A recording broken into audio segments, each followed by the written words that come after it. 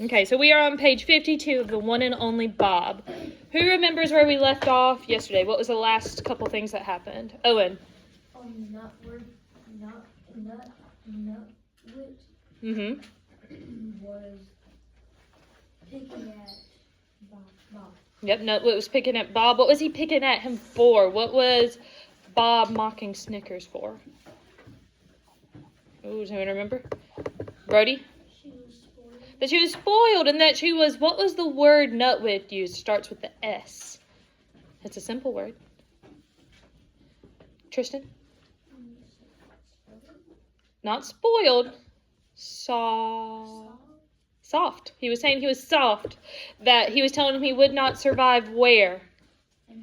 In the wild. And so, Bob was picking on Snickers for that, but then Nutwit pointed out, you're no better. You can't do it either. I'm pretty sure that was about where we left off. Oh, what else was he telling us? That dogs share the news how? Dreamy, thank you for raising your hand. By using pee and poop. Yep. What was the big news that he saw on the news? Because remember, not yesterday, but the day before, we read that Bob had the nightmare where he couldn't sleep and he woke up, whatever. That night, which this part is what we read yesterday, what did he see on the news channel? What happened? What's coming? RJ? A storm. Do you remember what type of storm? A hurricane was coming. So that's kind of all that we got so far. So we're on page 52. Spoiled. I know Nutwit has a point. I've become a creature of habit, spoiled after a stretch of being my own dog. For a long time, I was Bob the Beast, cunning and streetwise. As a stray, I lived off leftovers at the mall while Snickers dined on her fancy pants kibble. Man, how I loved that cotton candy stuck to the floor. The unexpected UFOs. Does anyone remember what in dog language UFO might mean? Owen? Unidentified object. So unidentified object. What does the F stand for? Dreamy? Food. Unidentified food object. The ends of ketchup-covered hot dogs scattered under the bleachers like, I don't know, big toes or something. Ivan offered to share his gorilla food with me, and Stella and Ruby were always ready to pass along a carrot or an apple. But I refused.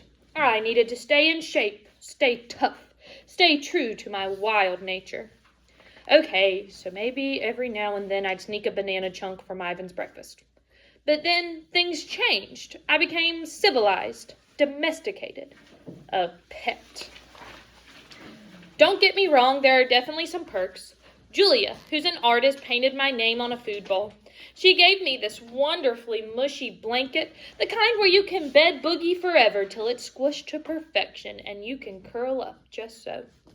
I love that blanket, but I simply cannot sleep without Knot Tag, Ivan's raggedy old gorilla. Of course, just when I get my blanket and Knot Tag imprinted with the right amount of Eau de Bob, Julia's mom does the unthinkable. Puts them in the washing machine and removes every last bit of me. There are other ingredients I tolerate.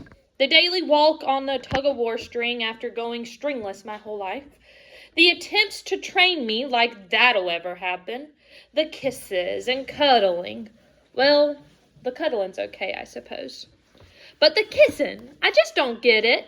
If you want to kiss your dog, why not just give him a big old lick on the face and be done with it? Anyways, so what if I've gotten a little spoiled? A tad soft around the edges. There's a difference between being soft and being afraid. Being a coward.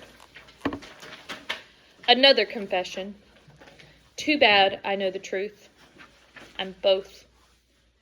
Cricket Bully, page 57. When Julia returns from walking her charges, I race over and give her a good old Bob-style hello. Lots of yipping and twirling, followed by some attempts to jump into her arms. Humans love that stuff. Julia looks at me sternly and says, "Robert, down." I leap some more because I'm determined to convince her I'm incorrigible. What does that word incorrigible mean? Untrainable. It's part of my charm, my bobliness. Down, she says again. From her coat pocket, she pulls out a little metal clicker along with some treats. I hate that clicker. It's meant to help train me. But it's like a cricket bully. Here's the theory. I do something right, Julia clicks, gives me a treat.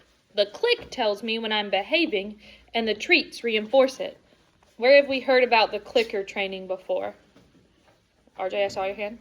When they were getting Ruby and Ivan of the circus. When they were trying to get them out of the, to convince Ivan and Ruby, to go into their boxes, yes. If that happens enough, before your very eyes, I'm supposed to transform into a good dog. Well, I ain't that easy. Down, Bob, Julia tries again. I want a treat, but not enough to cave. So I opt for a play bow, a compromise. Julia sighs. You are definitely a challenging student. To my annoyance, she puts the treats back in her pocket. I think Julia may be on to me. Trust, page 59. A while ago, Julia got it into her head that I needed to improve my manners. We went to a dog training class.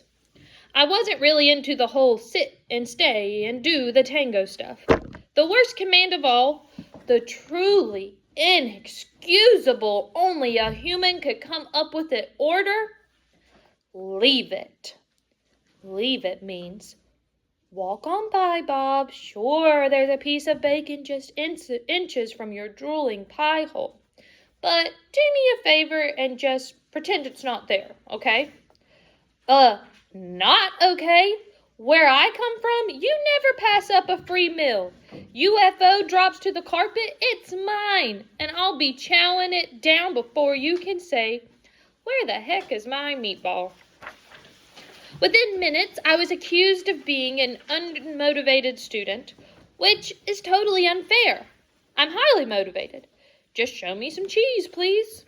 Anyways, I may or may not have been a little unruly. Class clown stuff, tail spinning, a little random peeing, some zoomies, just for show. Class, you see that crazy dashing around he's doing? Said the teacher, pointing at me with an accusing finger. We call that a frap. Frantic random activity, period. She pulled Julia aside. He's a smart dog, she said, but he's messing with you. Which was true, but I hated getting caught in the act. I thought I was more subtle. Bob needs to know who's boss, said the teacher. He needs to see you as a pack leader. Give him some time. I see this a lot with former strays. It takes them a while to trust people. Like forever, in my case. As we left the class early, I yelled, "So long, suckers!" to my classmates.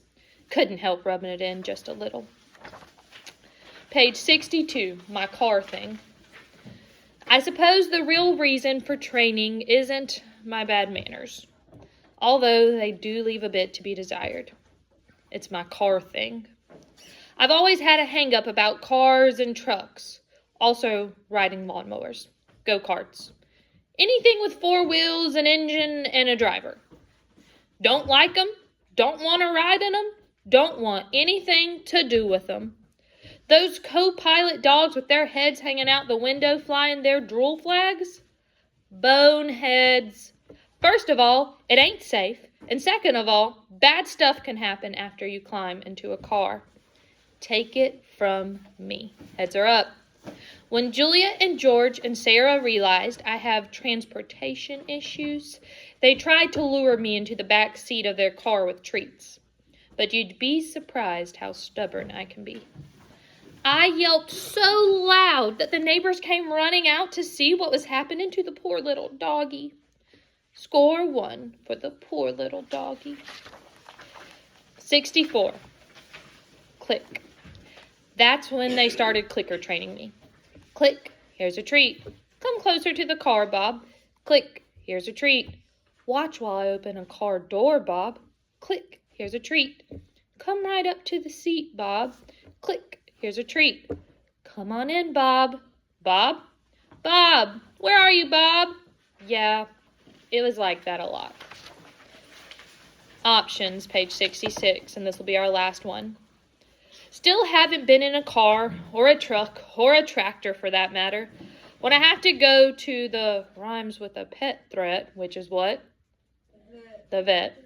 Julia and her parents walk me there. They say elephants have long memories. Well, so do dogs, people. It's not like I'm afraid. I'm just exercising my options.